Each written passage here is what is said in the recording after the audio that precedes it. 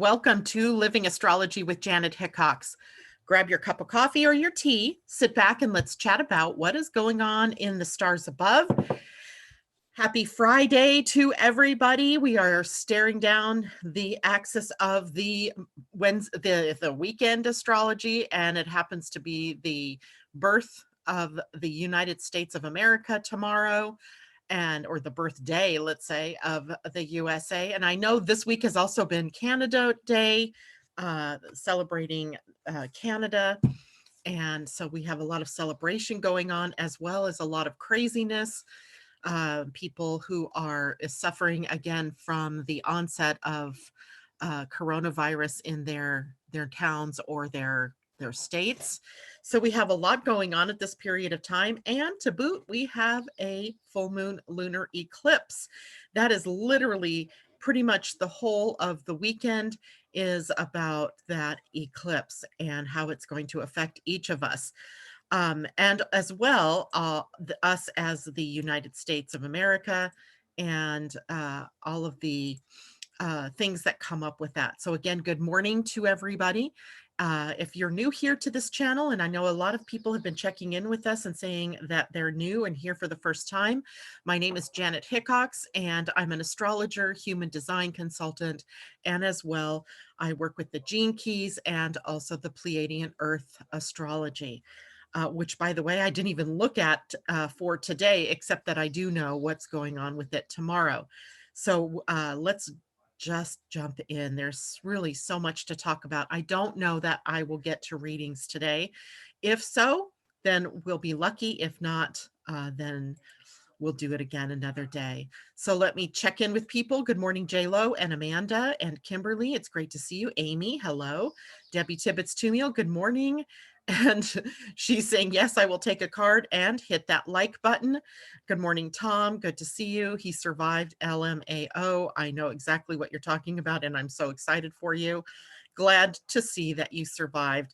And I'm hoping you didn't just check in here today so that you could have a card reading, because I don't know that we'll get there to that today. I'd hate to disappoint you.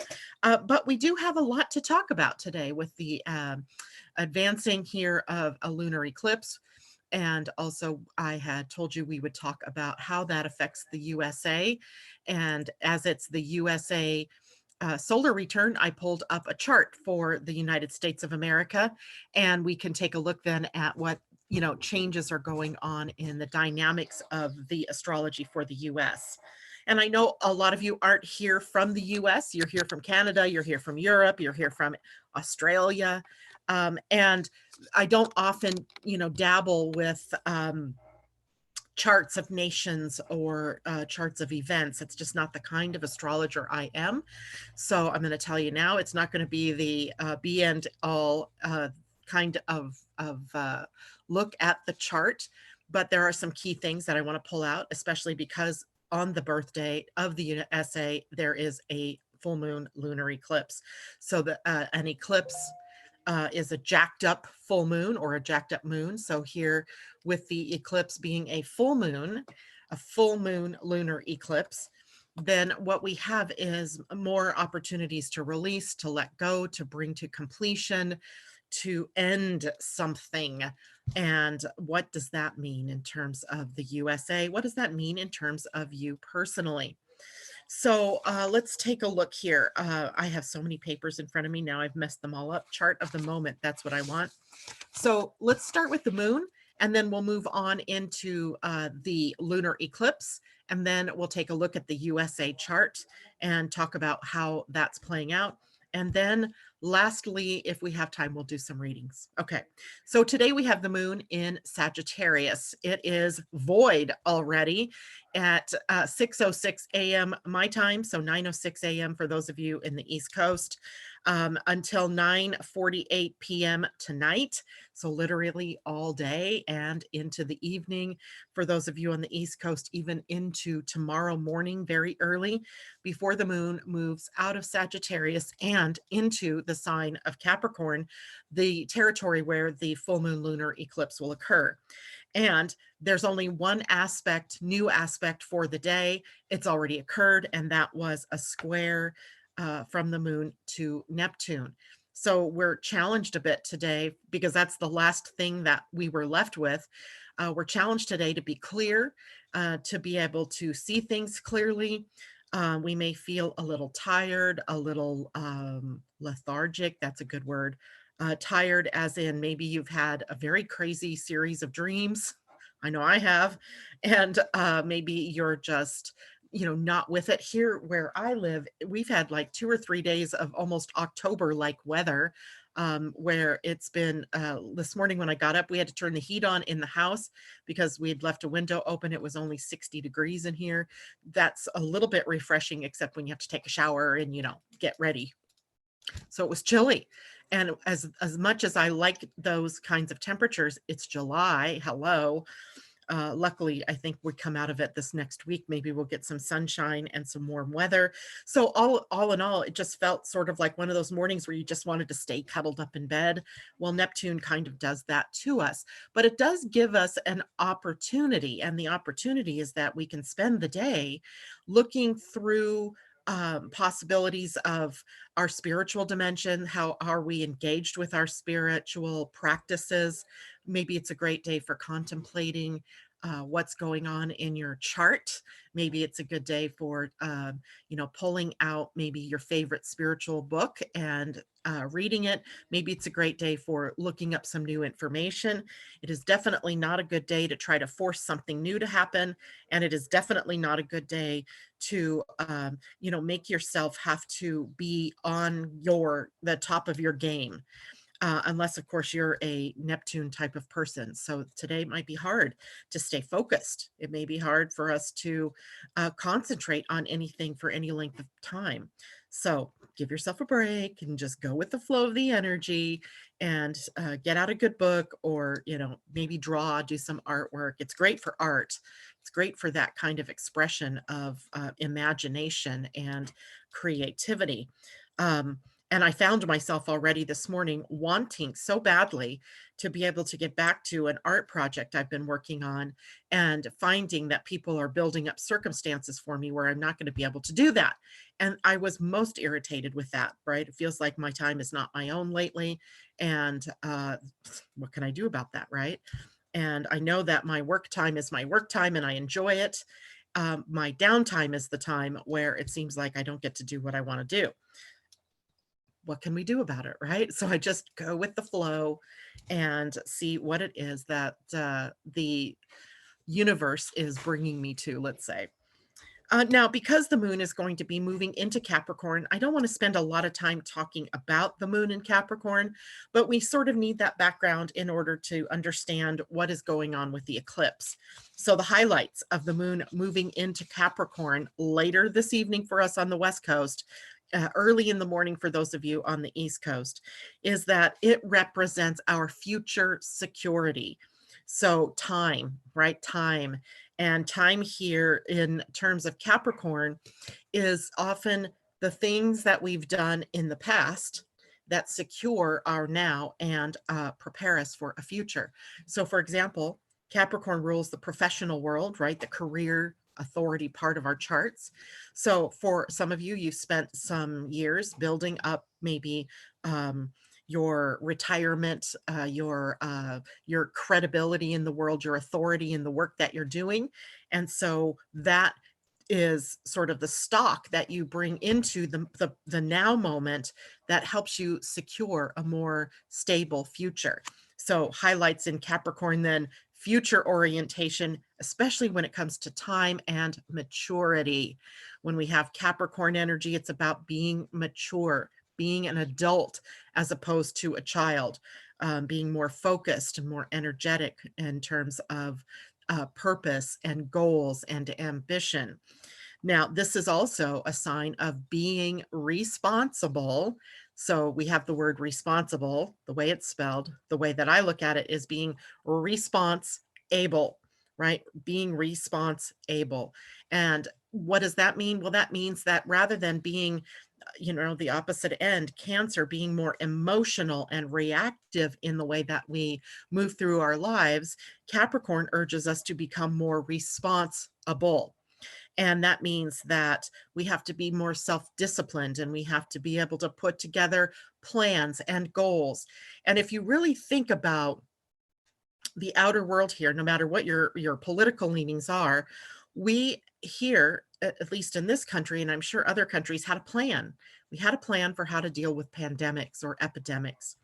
And yeah, we blew it, right? We were not able to respond to the pandemic for various reasons in a way that was responsible. Have not been responsible. We've been sort of playing catch up all along. And that's interesting in light of the number of planets in Capricorn. And I would say that there's a purpose to all of that, right? Because here we are in a full moon lunar eclipse window.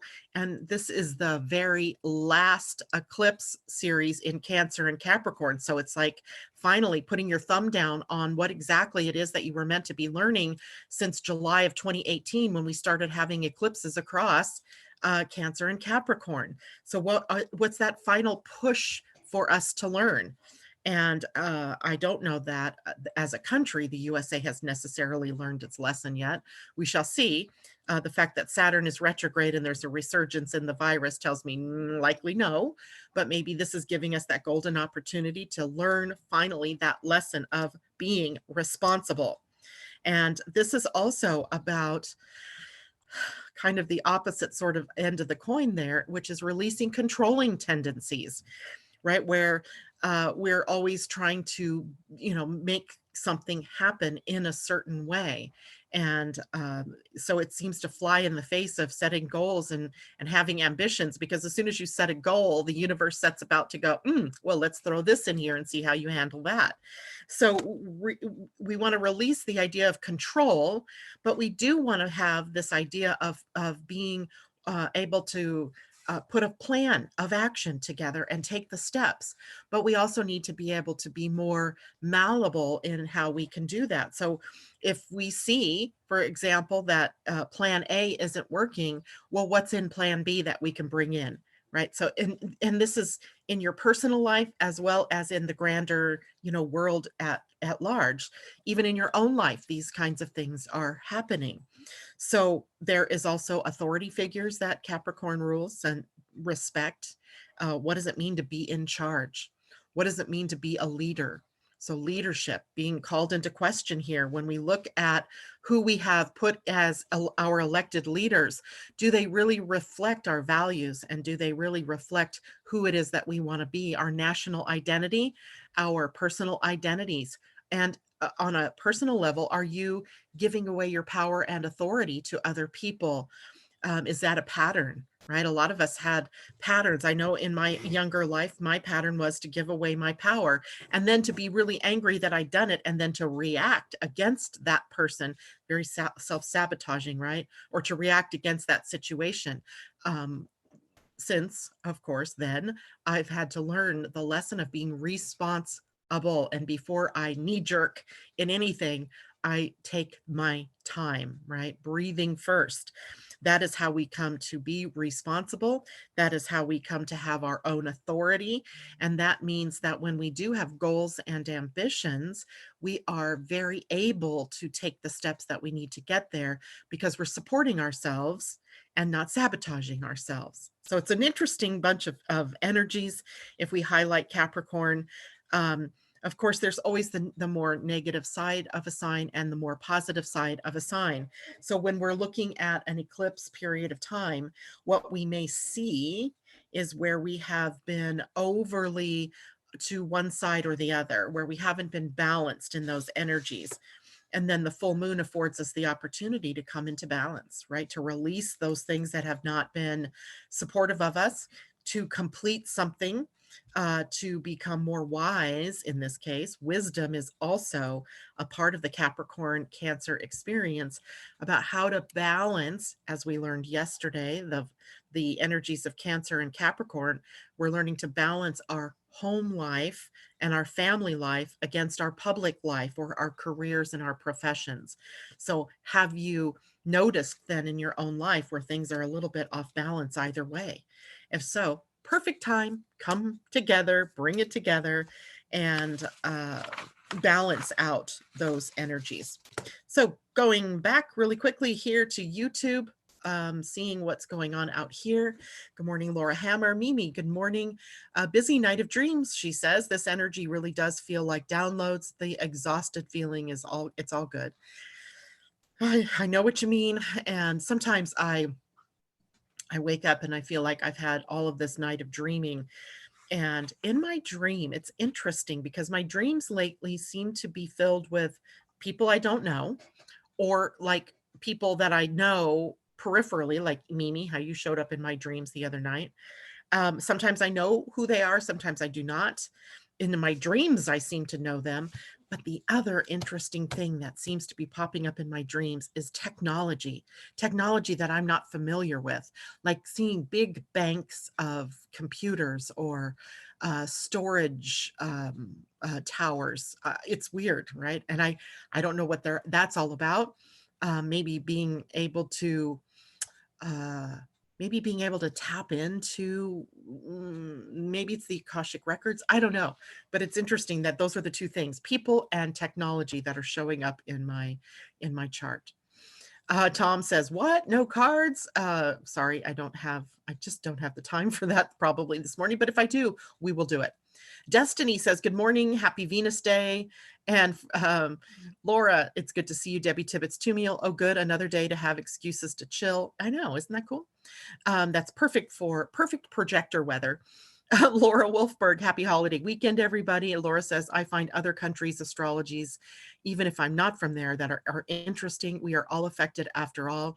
Indeed. And when you see something happening in a country, so like last summer, it was their summer. Was it their summer or winter, where Australia was having all of those fires, right? It's really good to look then at the astrology of Australia and find out what is it their lessons are in this. What is it that is the trigger point to this? Likely Mars or something, like that happening in Australia.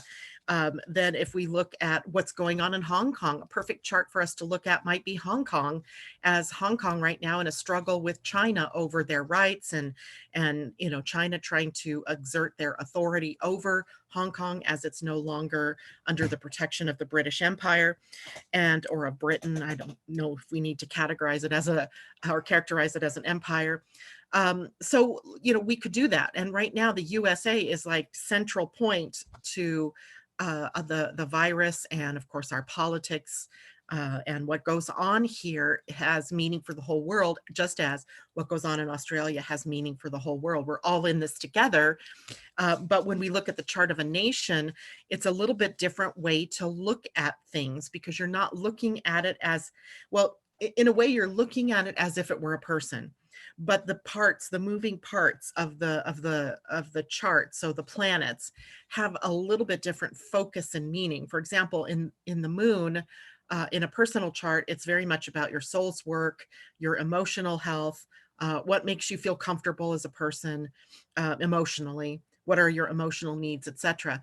In a mundane chart, we call it, when we're looking at a chart of a nation, it is more about the citizens of the country, the public. What is their mood? What are they feeling? What do they desire? What is their focus? And the sun represents more of the leader of the nation. And so we have the ego of the leader. We have besides looking at the leader's chart, which we could do as well, you would look at who is he surrounded by, i.e. what planets are surrounding him or her in that, and what does that mean for us as a nation. So when we look at the chart of the USA, which we will hear shortly, we know that the USA is a Cancer nation. Why? Because its birthday is July 4th. That's right there in Cancer, which means that this particular eclipse, where the sun is in Cancer and the moon will be in Capricorn, puts it right across the USA sun. And the USA moon, which is in Aquarius, is also going to be interesting for us to look at. Where are the people in that solar return? What's the mood of the people, and what are they wanting? So we'll take a look at that in a few minutes. So I don't mean to be USA centric in this discussion we have today, but it is the chart of the USA, but it has an effect for everyone around the world, just as if we were looking at Canada's chart or Germany's chart or anybody's chart, it would be, or any countries, it would be effective for everybody. Phantom Chroma says, good morning, Deborah Johnson. Hello, happy Friday. Amy, if we don't have time for readings, I did weekly readings on my YouTube. Oh, great. Thank you for bringing that up. She did that for all 5 human design types too, and all 12 zodiac signs. And that is, oh darn, Amy, type in right now what your YouTube channel is so everybody can go and look at that if we don't have time. Good morning, Kamal. It's great to see you. Okay, so now let's take a look first at the eclipse for you as an individual, right? It's more important for you to know what's going on for you personally. And then we'll take a look at the USA chart. And then again, if we have time, we'll do some readings. So I wanted to take a look at, having trouble finding myself this morning. There I am. Okay, so today, or during this particular full moon. So we have the full moon, it occurs first, and then we have the eclipse just a little bit afterwards. And the eclipse starts here on the West Coast. I think it is 9:45 p.m.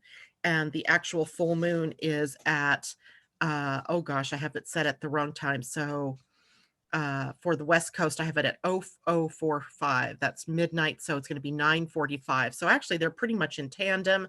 And for us on the West Coast, I think for most of the country, we can see this eclipse, but the height of the eclipse won't be until, later, 10 o'clock or so, 10:30, 10:45 even here in the US tomorrow night, as before it gets up high enough for us to be able to see it. And for those of you on the East Coast, it'll be, midnight-ish. So you should be able to see that as well. It is visible here in the US. For those of you in Europe, the full moon does not occur until 4:45 a.m., or at least those of you in Universal Time Zone or GMT. And likely the moon will be setting, so it might be harder to see unless you have a clear horizon. So, and likely the fullness of the eclipse itself might be after the sunrise. So for you, you probably will miss it, but here in the USA, you'll be able to see it. Now, we always look at what is the general energy of the moon and of the eclipse itself. And what is an eclipse? Well, a lunar eclipse is a time where the sun and the moon are in an opposition and the earth passes between. And what we see is the shadow of the earth being broadcast or projected outward onto the moon. So in a way, it dims the moon. So also it makes things a little harder, clearer to see emotionally. And so we can be more emotionally reactive because we're not really taking the time to see clearly what's happening. So you can imagine that we go into today with the moon in a square to Neptune, making things all foggy. And then tomorrow we have an eclipse, and that also brings things back to disclarity or unclarity, not being able to see clearly, and not being able to, it's really not being able to feel clearly. Maybe that's more the way that we should characterize that. Now, again, this is the last eclipse in the Cancer Capricorn series for a while across that axis. So it almost might feel, even though it's not as powerful as of an eclipse as we've seen over the last 2 eclipses, this one has a lot of effect because it's the culmination point of all of the Cancer Capricorn lessons that we have been learning. So wherever that axis is in your chart are where the main lessons have been going on and on throughout the last several, what was it? Did I say July 2018 when this began? And so there's a bit of an overlap, because we've also had, we've seen an eclipse now across Gemini and Sagittarius. That's where the next eclipse series will be. So we've got a foreshadowing of what's going on for the next year or so, 18 months in Gemini and Sagittarius. And at the same time, we're winding down the lessons of the previous cycle. So it feels to us like an intensity, right? There's just a sort of intensity around this. And so it is the last push for you into what is going on across your Cancer Capricorn axis. And so that might see us trying to balance our commitment to home and family or our personal life versus our more worldly selves, our career or professional selves, our outer world expression. And for those people who found themselves overly pointed in the direction of their career or profession, were being drawn back into family affairs. Those who have been too focused in family or being, home issues are being called back into balance with their outer world experience. So we have our career responsibility and we have our home responsibility. We have our responsibility to the outer world as we have our responsibility to our inner world. So both needing to come into balance. Now, we also look at the planets that are affecting the sun or the moon during the transit. And we see that the moon is squaring Mars. That that puts us in reaction mode. I'm going to just tell you, hands down, if you're in this country, be careful where you go, what you do, who you're with. That the moon in a square to Mars during this time can bring up conflict, can bring up arguments. Stay away from those subjects, when you're with other people. Are you even going, is it even a good idea to be around other people? That's another question, right? I know viscerally that there is probably very few people in this country who are going to stay home and stay safe during this period of time, right? That we've been kind of corralled for too long. So people are wanting to go to those 4th of July barbecues and parties and, swimming and, getting out to the beaches or to the parks. And not that we haven't already been doing that in some way, but it's going to be real easy to say, oh, well, I don't need to wear a mask. I'm out in public, or I'm out in the outdoors. It might be, very easy to keep your hand sanitizer, keep your masks nearby, and just play it safe, right? Just play it safe. We don't want to mess around. When the moon squares Mars, it can bring up all kinds of things, even unintended things. And at the same time, the moon is in an opposition to Mercury in retrograde. So we're already seeing, the resurgence of the virus, and we're also seeing, issues around hospitals not having enough room, masks, and all of the PPE that the hospitals need, issues like that we thought were done with, resurging, right? Coming back. So we have that as well as a part of this particular eclipse. And we have a trine from the moon to Uranus. So there's that unexpected element, right? The part that we can't predict. The part we can't predict is the part that can get you, right? It bites you in the butt. And it is a trine, which means that the energies are moving kind of smoothly, maybe even without our knowledge, or maybe even without our getting involved personally. So we want to take care during this period of time. As well, we have Uranus then in a sextile.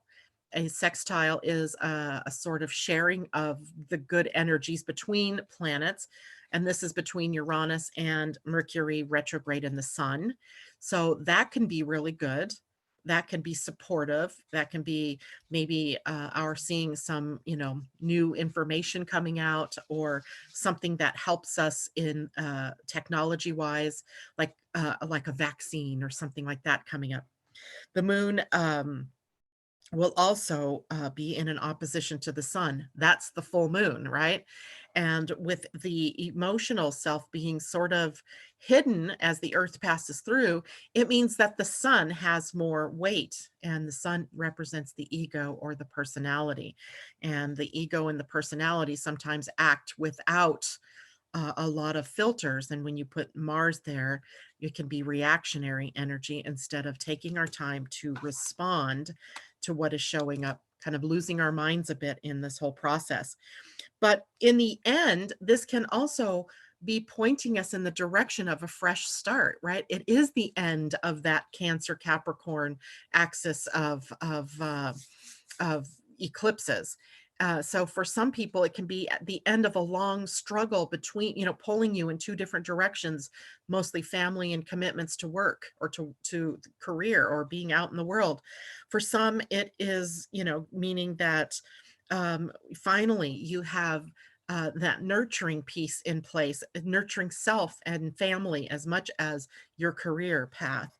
So it can be the beginning of some really good things in the dynamics of the astrology in the USA chart. Maybe it's the beginning of our finally being able to see that you have to nurture the people, that the people are important here in all of this, and that taking care of their needs, right? Making sure they have um, enough of everything that they need.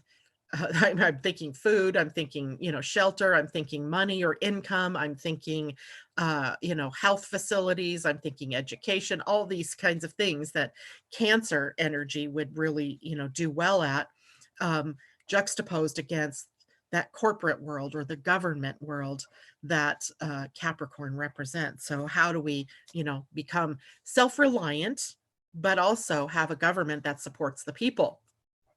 That's been a balancing act that we've been playing with. Okay, now remember too, in your own natal chart, that Cancer Capricorn axis can be across any number of houses. And we talked about those axes yesterday. And we even did a few examples of looking at the astrology of the days chart as a person.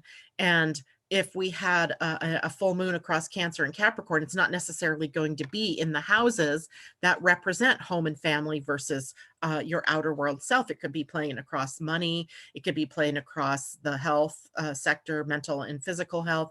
It could be playing across the self-expression, communication in the mind, our mental axis. So we saw that we can have this being placed in many different areas in the chart. And it's up to you to take a look at where this balancing act is going on in your own chart, being able to say, oh, this is happening across my financial picture. So maybe I need to really, get that clear, make sure I have enough put away for a rainy day, make sure that I am able to reduce my debt and to really have a nest egg kind of thing. And if it's across your health sector, making sure that anything to do with your health is under advisement, right? You're taking care of it, and taking care of yourself as well as your own personal health, as well as the family's health kind of thing. Okay, so Amy, just Amy Energy. That's right, Amy Energy. I'm using it now, so it will be the same little photo. And Mimi says thank you to you, Amy. Mimi says thank you, Amy. Destiny, it's on my ascendant descendant, ready for this 2-year series to be done. That's funny, Destiny, because it's the same thing for me, right across my ascendant and descendant. Right now at 13 degrees, it's going to be more across my 12th house and 6th house. So there we have sort of, that's the physical and mental health axis. And so, of course, that's where my focus will be on both of those. And Debbie says, I'm staying home. Asa says, namaste, beautiful soul. She's listening in the car. Hello, Monique Alexander. Tom says, wear a body condom. I don't know what that would be, Tom, but too funny. Amanda, just wrapped in bubble wrap. There we go. Ursula, good morning. Good morning. So everybody's here, I think, with us. The gang's all here. I'm not sure where my husband is. He's not out there this morning. I don't see him.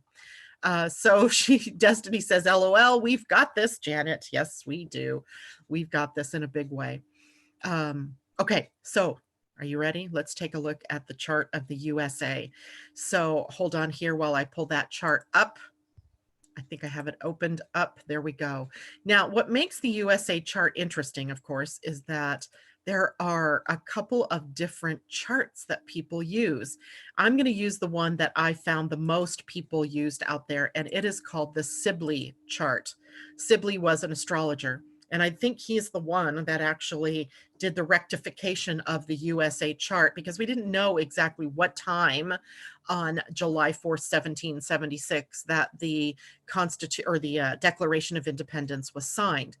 So this chart kind of gives us an idea that it was at 5:13 p.m. in the local time zone, which, in 1776, there was no daylight savings time yet. Benjamin Franklin had thought of the idea by that point, but nothing had been done about that. So 5:13 p.m. is the chart. It gives the USA a Sagittarius rising, 13 degrees, almost 13 degrees exactly, Sagittarius rising. And in that case, then it kind of mirrors our 13-degree Cancer Capricorn eclipse that will be happening. And how does that play in? Because I like to look at where other planets are that match that degree, right? That sort of show up in that same span. I'm going to make this chart a little bit bigger, I think. Hold on here. There we go. And then I can do this. So it still gives you an idea. Now, let me just orient you to what chart we're looking at here. So on the inner wheel, this is the natal chart of the USA. So we see here we have a 13 degree. You can't really see it because it's not listed, but it is very darn close to 13 degree rising in Sag. And isn't that interesting? Because it also means that the North Node and South Node now in Gemini Sagittarius are going to cross over the ascendant and descendant in the United States chart, albeit not for a while yet. You can see here it is right now at 29 degrees, the South Node, and it's going to take a few months before it crosses over. And my take on the South Node crossing the ascendant would be a reestablishing of the values that this country was built upon, going to our past and looking at the underlying values. So when we looked at equality, when our declaration was about life, liberty, and the pursuit of happiness, what did that mean? And are we living that? And that, of course, will be happening not until next year sometime. But also, we are in the throes of our Pluto return. And that's also playing into this whole transformation going, when Trump was running for president in 2016, it was all about make America great again. And I totally rejected that because I saw that the United States and every country is great in its own way and in its own expression, that there was no need to make America great again. But what I thought it really should have said was take America back to her founding values. And where are we out of alignment with those values? That'd be too much to put on a hat. But I think it's more an appropriate explanation or expression of what it is this country is in the throes of than make America great again, right? I think he missed the mark making it all about nationalism. I think it was more like, hey, people, we have, strayed from our values, the, teeming masses yearning to break free, all of that. And in some ways, there's a lot of discussions we can have around that. But let's just get back to this chart for a moment before I get off on a tangent here. So we see the South Node in this particular chart transiting into Sagittarius. The North Node would be in Gemini, and that will have an effect on us, albeit not at this full moon eclipse, but sometime here in the near future. Now, when we're looking at this chart again, this is the chart of the birth of the country. Then these are all the signs and how they were aligned at that point in time. Now, a solar return is a snapshot, like a camera, a Polaroid of the moment that the sun returns to the place it was at in the chart of the US. So I'm going to make this bigger again because I need to see when the US was born, the sun was at 13 degrees, 19 minutes. And this eclipse is going to happen at 13 degrees, 38 minutes. I can't make this up. I mean, it's going to be so close. It's like on top. So we have that going on.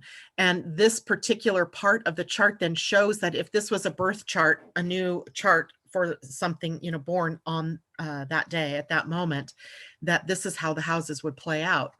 And in a solar return, then what we're seeing is what are the themes that show up for the year ahead, and that we would see out here. And then what house by the natal chart is going to be affected by that transit. So here you see, let's go over here, the sun in the solar return in the 8th house of death and rebirth. Isn't that interesting? And it's affecting the 7th house of partnerships and business relationships, marriage. What's the relationship status here in the country? And I would bet that in a chart of the nation that the 7th house is actually more about our open enemies. Because this house, the 7th house, even in a regular person's chart, can represent the known enemies of your known enemies and how are they affecting you.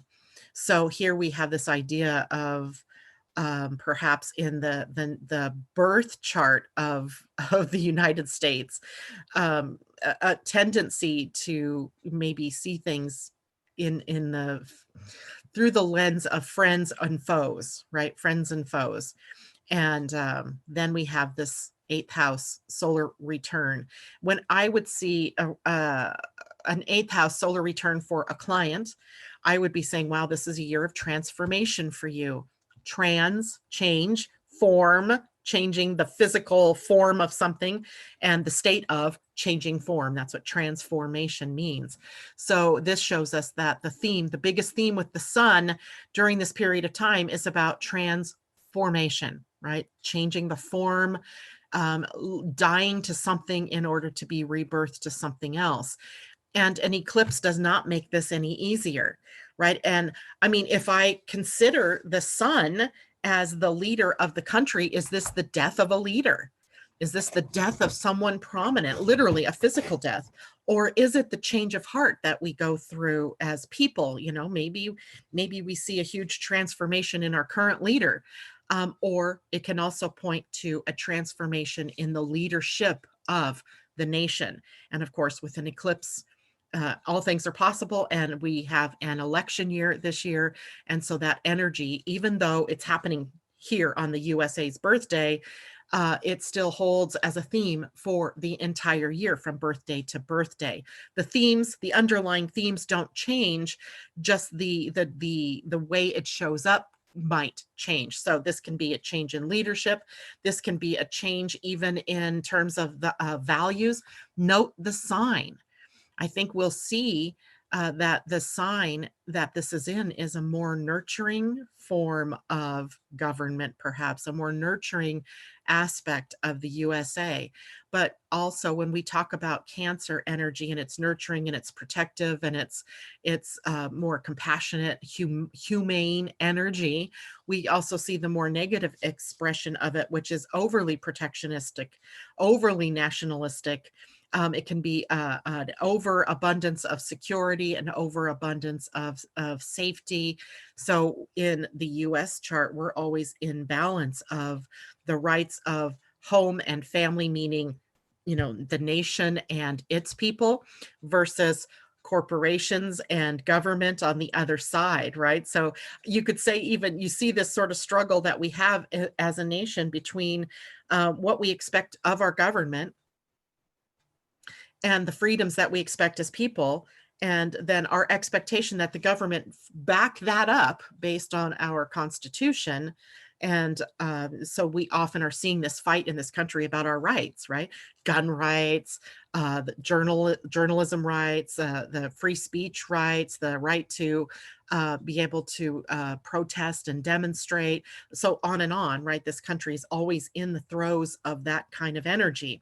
And isn't it interesting too that in the shadow of this eclipse that we're still dealing with the Black Lives Matter and equality issues?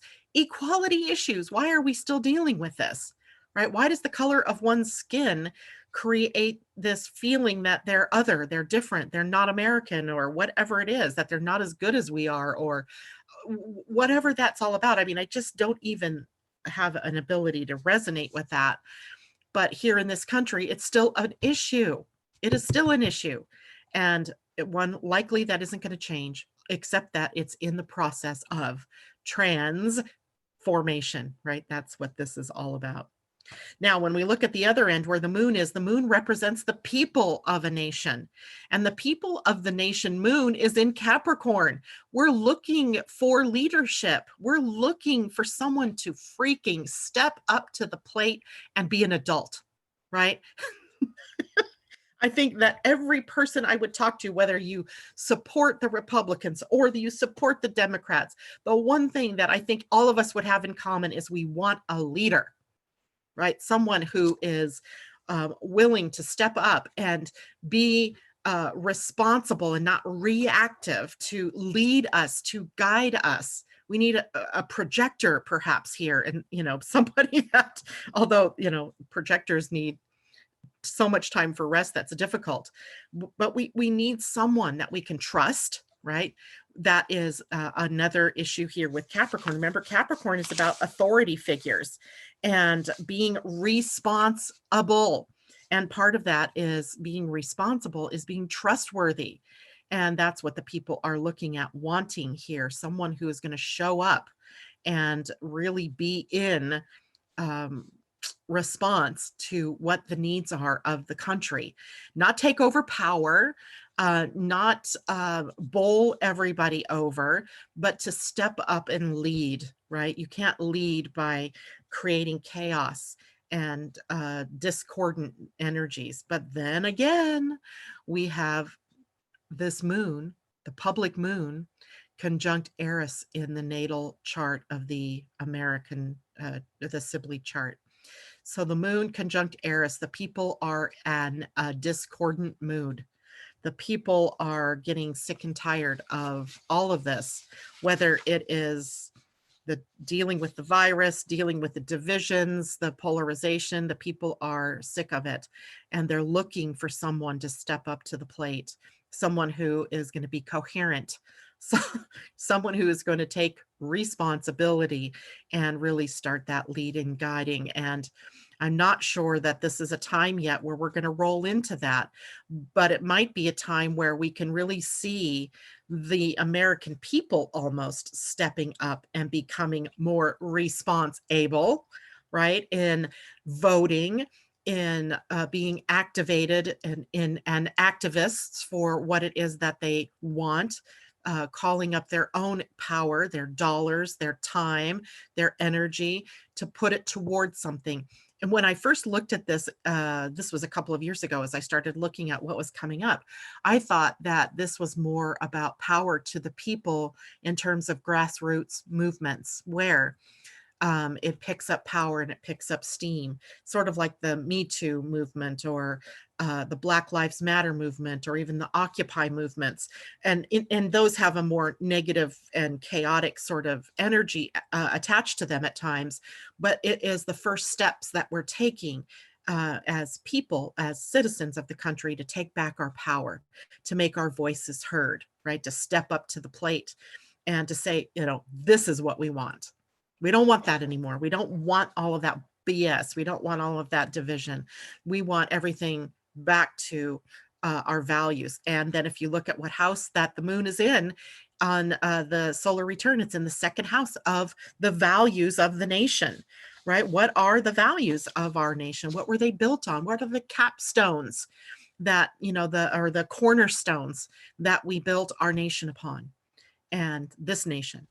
And, you know, remember the times that the US has been a shining example to the world of what could be when we worked together, when we acted humanely, when we welcomed people, when we took care of people, when we, you know, and then somehow we've gotten away from those particular things. So we need almost a revision, a re-envisioning of what did those cornerstones mean, and how do we bring them and modernize them, you know, and apply them to this modern world.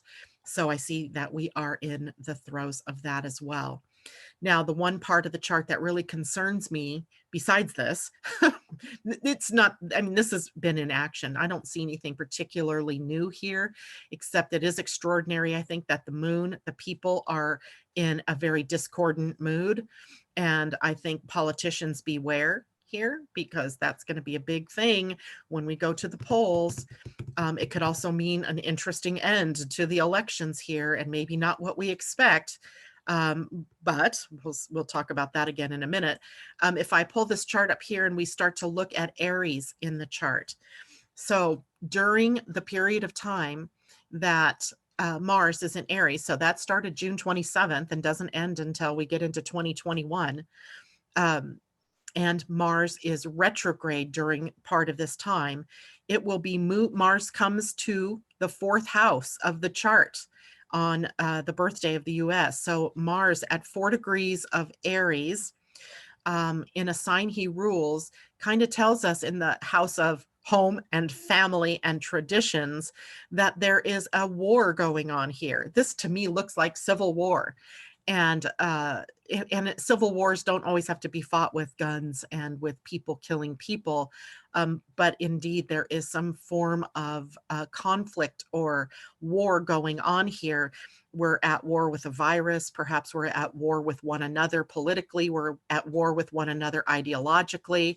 And now Mars in Aries, after this period of time, becomes very activated in the chart.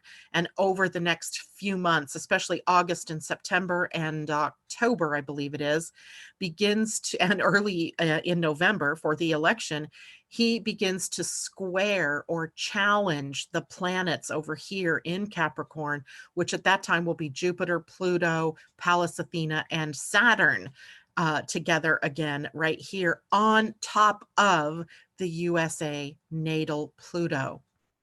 That means big transformation, big fight, big problems, big potential for being dragged into the underworld before we can come out and be reborn. So it's also on the high side, on the high side, like the good side. This could be representing a rebirth for this nation, right? A waking up, coming back to our senses kind of energy. But that means that we are looking in this country at a time period that's going to be very much filled with conflict and probably a lot of division that's almost over the top. And usually when that happens, it, you know, sort of is leading to a crescendo and it explodes, right? And then whew, peace can happen. But it may take time to get to that piece. So I look at this, and while I think it is energetically akin to a bomb going off for us here in the US, it is also likely what breaks the spell that we've been under in this country around division and polarization. And maybe, you know, we need that very thing to bring us out of that old way of being into something new. And I also wanted to show you that the USA has a Mars in, it has a Venus in Gemini, it has Mars in Gemini, it has a transit now of the North Node moving through Gemini, which is going to trigger those parts of our chart. It's likely going to create some, you know, interesting dynamics, right? So we have some interesting things ahead for us. It looks like we also have a Uranus in Gemini and a Venus coming to that Uranus here shortly in the Pluto, or I mean in the eclipse, excuse me, we have Venus and Uranus in a conjunction. So something more, maybe another financial hit, some financial surprises. And it, excuse me, our natal Venus is in Cancer, not Gemini, but our natal Uranus and our natal Mars, both in Gemini. And as the North Node is backing in, the first planet it's going to hit of the USA's is going to be Mars. That probably won't be until the beginning of 2021. So whatever the results of the election are, we may not even have clarity until January or maybe even February. I'll have to look up the date where that occurs. So some craziness, right? We also have Chiron moving through Aries, and the natal Chiron is in Aries. And yikes, we have the Black Moon Lilith also moving through here, and Eris moving through here. It is changing the dynamics of our foundations. That's where I think I saw that idea of applying the Constitution and the laws that our founding fathers created, and applying them now in modern ways and reinterpreting them in modern ways. So that's a lot. I know that's a lot. And I'm hoping everybody understands. I'm going to take a quick look over here, see how everybody's feeling about all of that. Mimi, a war for civility. Ooh, that's a good one. I like that. A war for civility. And okay, I got to go back. Lots of comments here. Tom, I don't know where Terry is. That's too funny. So Amy, yes, we've got this. Tom, Amy, what are those? They look rude. Those are muscles, right? Muscles. We have muscles. Taylor, OMG, this chart looks like mine. It is pretty interesting sometimes when you look at your own chart and you see, you know, the similarities to the USA chart. Note that I didn't show you this, but the USA has a natal moon in Aquarius, 27 Aquarius, I believe it is. And who's going to be in Aquarius over the next 2 years? As we get into the winter solstice, Jupiter and Saturn both conjunct at 0 degrees of Aquarius.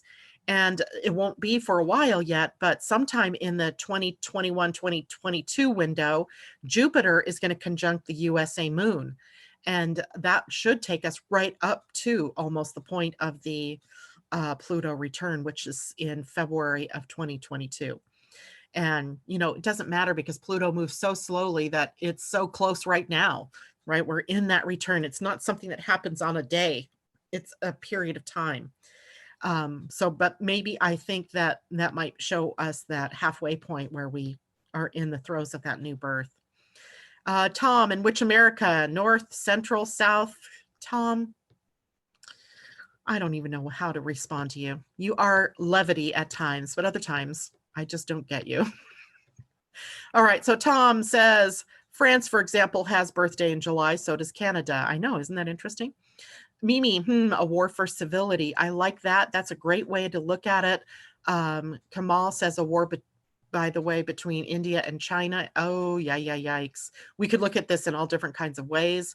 Marjorie, power to the people in transformation requires people to take responsibility and wake up. Such an exciting time to be here and to witness. Exactly. There's so much potential here. But I think the people, we have been dumbed down. We have been, I'm not sure how to characterize this. When I think about what goes on here in this nation, we're a nation built on capitalism. And so we spend a lot of time buying and a lot of time in sort of that competition of who has the best toys, right? Who has the best car, buying bigger and better houses, bigger and better cars, more stuff, right? There's this kind of fixation that we have on that. And then as well, we've been dumbed down with things like fluoride being put in our water, or, you know, pollution being thrown into the air and other pollutants into our water. And we're ingesting those pollutants, those toxins, and they act on the brain to dumb it down. We have television and phones and technology that acts to numb us out, right? Have you ever, any of you who have teenagers or kids at all, that play video games, right? They get into this virtual world and they're living through this virtual world, and you could come in and, you know, clap your hands in their ears and they don't even respond. They are so numbed out to what's going on. I watched this with my kids. They were at the cusp of this, right? That wasn't quite their reality yet. As they were teenagers, my boys, especially in teenage years, that's where, you know, there were a lot of games that were, you know, those real games, with virtual reality type games. And they're so involved. You're living an entire life in that virtual reality. And then you come back to this reality and you go, oh, I like the virtual reality better. It feels more under my control. And so we've numbed out, we've dumbed down. Look at education and the expectation for our students in this country versus students in, say, South Korea or any of the other Asian countries. Now, I'm not advocating that we take our kids and we turn them into education, you know, wizards, but I am saying that in some way we've watered down, diluted the mind of the people. And likely so that we wouldn't rise up, we wouldn't ask questions, we wouldn't sort of look at, you know, what's going on here and say, we're the ones, right? We're the 99% here. And, you know, we have the power and we want to take action. So when the people rise up, as they did in 1774 to 1776 with the American Revolution, they change the world. So people, it's time to rise up and change our world. I'm not saying that we have to do it with guns, and we don't have to do it with war or bombs or whatever. We can do it with our own quiet, sort of Martin Luther-esque way of looking at Martin Luther King Jr., way of looking at, you know, peaceful Gandhi even way of rising up and taking back our power demanding that things change, it's going to have to come from us, because the government isn't going to give it to you. It isn't going to, they have no, there is no incentive for them to do that. They have no incentive, right? It's a game that they're playing with money and with politics and power. And yet, you know, we've kind of dumbed ourselves down enough that we see it and we don't know what we can do about it, so we don't do anything about it, or we don't even see it. And we just go along buying the next toy, getting the next, you know, cool gadget, or, you know, playing our video games, or watching TV, or whatever it is that we do. So we got to bring our power back. Anyway, Angela K, I'm thinking about how this country was filled with indigenous people before its birth as USA. I'm wondering, how does the original birth and original people's ways interplay here? Good question. I don't know that we can really answer that. I don't know that I can answer that, Angela. I'm sure there are people out there that can answer that.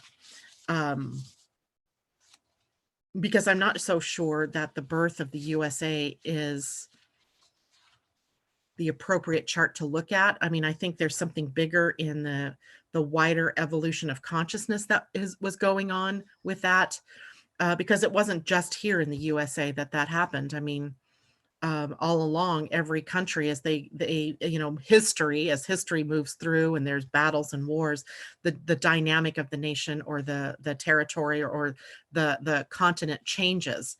And that includes the indigenous populations, as well as, you know, the new people that come in. So that's a bigger, wider discussion, but I think it's worth thinking about, you know, how that happened and what was taken away from those people in manifest destiny, right? That's what that's usually called, manifest destiny, where, you know, this country sort of had license to just expand and move ever west, right? It's that we still have that same sort of idea with conquering the moon or conquering Mars, right? Instead of, you know, being more home-centered, we're really looking outside of us to keep conquering, to keep exploring, to adventure. There's something in that adventurous heart. Remember, the USA has a 13-degree Sagittarius rising. So part of its personality is in that adventure and that exploring. And yeah, so that's a part of all of it. All right, guys. So I'm going to see if there's any other questions here. Chart reminds me of the I Ching. The I Ching, yes. I heard another gal say that the Pleiadians are going to assist those who receive the tech of solutions for the 5G radiation concern, but that was all that was said at this time, to be calm. And you know, Tom, you just said something very profound there. With all the retrograde planets, the real adventure is for us to go inward. I don't know that we can go forward if we don't go inward. And we don't really look at what role are we playing as individuals in this dis-ease, in this discordance, and how do we solve that, right? And we solve that by really becoming more at peace, more centered, more loving, more compassionate, more aligned with spirit, and using principles of love. And the one person that came closest to even expressing any of that was Marianne Williamson, in terms of here in the US, of people who were stepping up to the plate to be the leaders of the nation. And, you know, she was basically called a whack job. And yet there's something there when we can throw that kind of verbalization at somebody. It is the rejection of our own inner self that we're throwing out there for us to see. So yeah, there's a lot that we have to do inwardly to look at.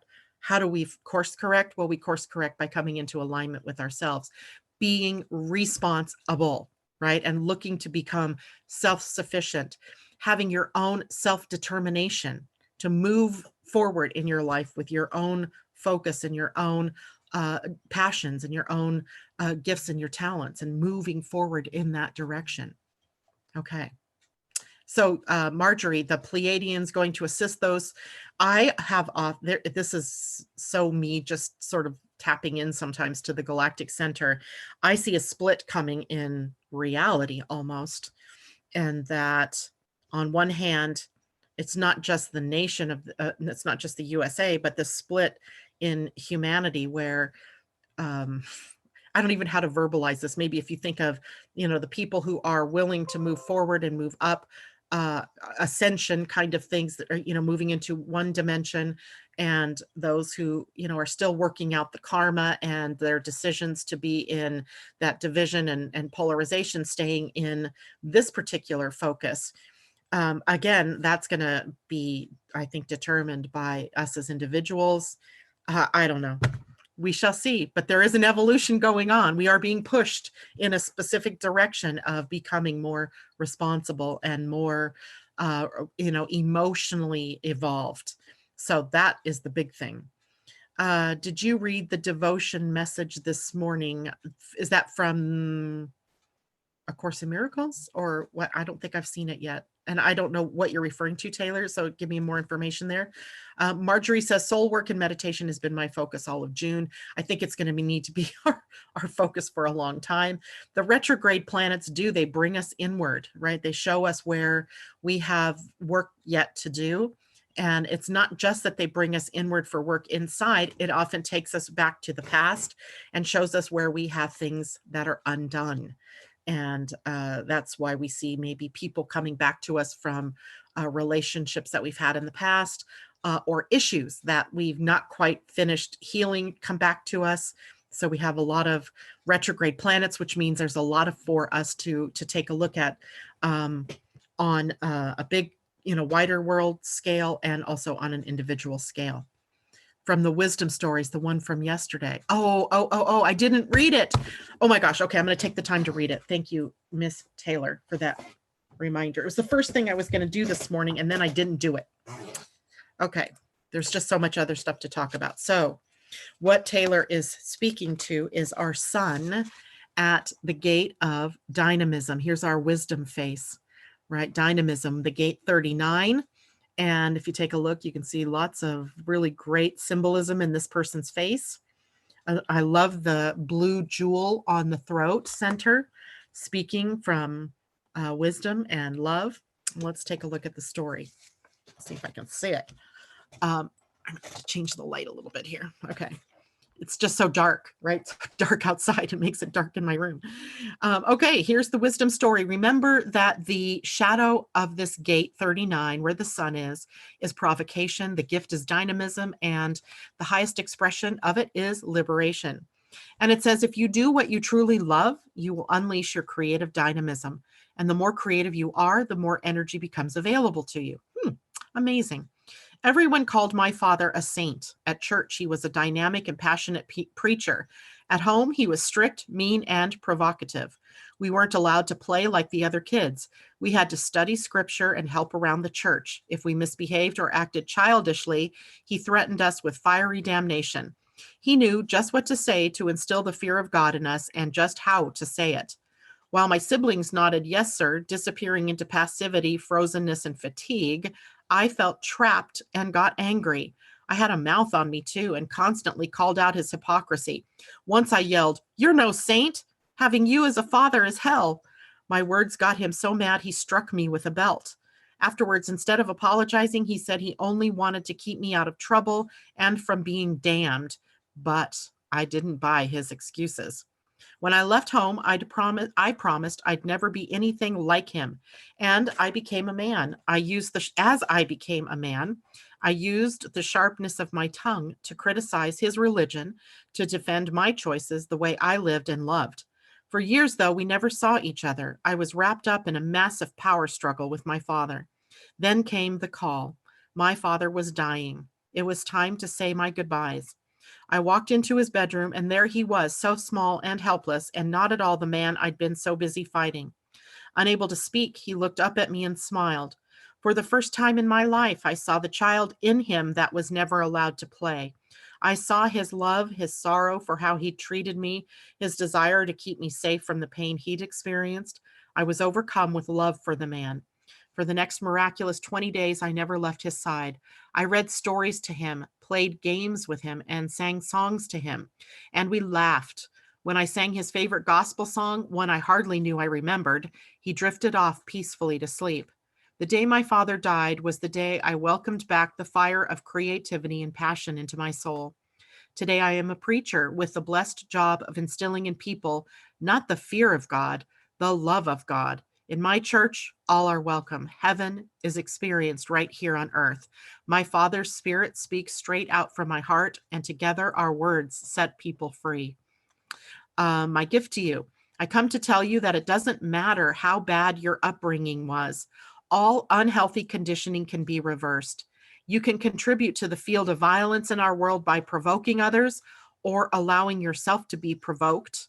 Or you can explore your passions and unleash your dynamism, your genius, by simply letting yourself be and play. Remember, genius isn't unusual. It has nothing to do with knowledge or the mind.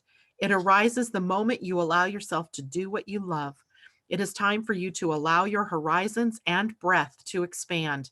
If you provoke anything in the people around you, may it be their creative spark and a deep sense of liberation. Questions for contemplation. Where do you feel trapped or imprisoned by fear in your life? When you were a young child, were you allowed to enjoy and express your dynamism and vitality or taught to subdue it? Does your anger ever get the better of you? Do people sometimes feel provoked by you and you don't always understand why? When was the last time you tasted true liberation? Think of something that you loved to do or play when you were a child, age 7 and under. Spend some time engaging in that activity today and notice how it feels. Lovely. Let me check something here really quickly. It is, am I in July? Oh yeah, I am.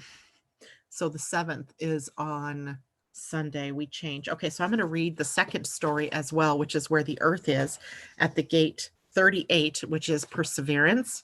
And here is the face there. Look at the star on the third eye. Kind of love that.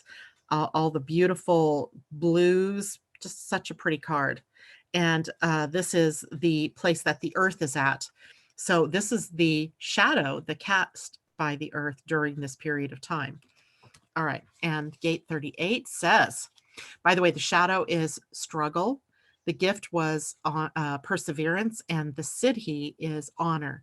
And it says, over time, through perseverance, love, and trust, you will eventually attain victory and experience your own divinity. My wisdom story. My older brother died when I was just a child. My mother went into a deep depression. As a boy of action, I fought with all of my might to pull her out of her grief, but her pain consumed her until she ended her own life.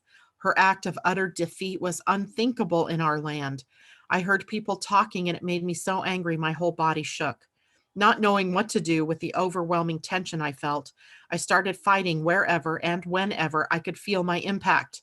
I loved the feeling of exerting my body. Fighting and winning gave me a sense of purpose and power. But sometimes I took my aggression out on helpless animals and my younger siblings. I became addicted to the struggle and rarely knew when to stop. I guess that's not so good there, lighting wise. Not knowing to do with as I grew older, I became a powerful warrior with a gift for inspiring others to act. But my personal feelings often clouded my judgment. Once I led a whole army to war because someone from another village insulted my mother's honor. Many people were injured, even killed at my insistence. Just before we launched another attack, a young boy from the warring village, the same age as my older brother was when he died, ran up to me and flung his arms around my waist out of pure desperation. He pleaded with me to end the feud, crying, "Why are we fighting? I don't understand." As his question penetrated my deaf ears and hardened heart, I woke up. I started breathing again. I hadn't even realized just how tight my chest had been for years. He was right. I knew in that moment that if my mother were alive, she would never want me to kill innocent people to defend her honor. There was already more than enough suffering and struggle in our village, and there I was, her son, fighting for everything that didn't matter. I wasn't honoring anyone. That's when I realized that deep down, I'd come to believe that if I had nothing to fight, I'd disappear just like my mother did. Just like my brother, Everything changed after that. I took that sweet boy under my wings, and now we only fight for causes that are worth fighting for, those that are for the good of the people and the earth. My gift to you: I am here to call out the sacred warrior in you. It's time to persevere, to be the heroic underdog. Do not give up the struggle. Just be sure that when you're fighting the right fight. Obstacles are a natural part of life. They are here to test your commitment, hone your abilities, increase your aliveness, and unleash your life purpose. It is time to embrace your defeats. Let them make you stronger, more resilient, and supple. You have the potential to turn a battle into a dance, to empower the people you love, to liberate themselves from victimization. When you fight for love, not fear, everyone wins. There is no need to overthink or worry about appearing foolish.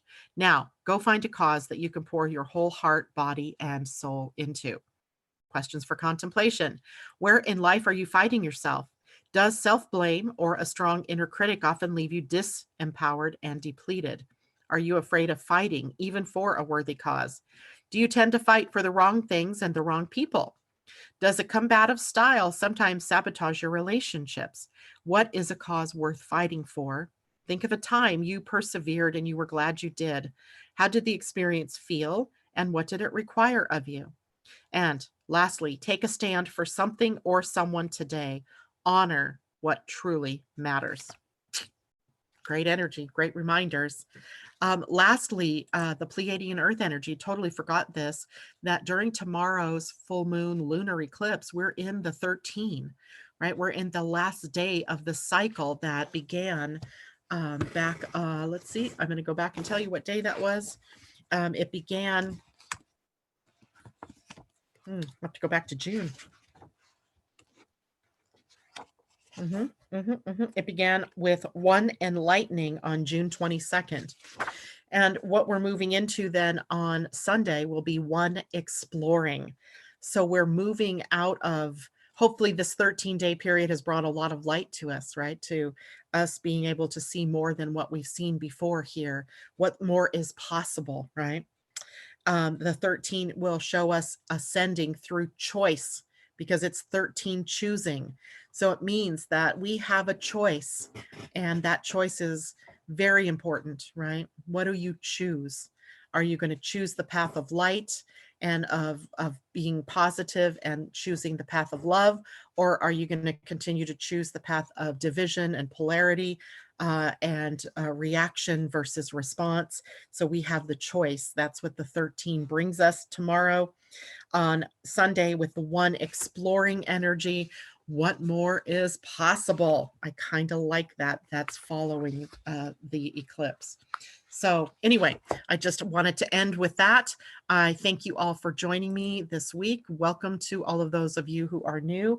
On Monday, again, I will be on Oneness Talk Radio broadcasting live. I will still show up here just like usual for those of you who join me here on YouTube. Have a great weekend, everybody, and much love to everybody. Stay safe, stay sane, look to the future. All right. Bye for now.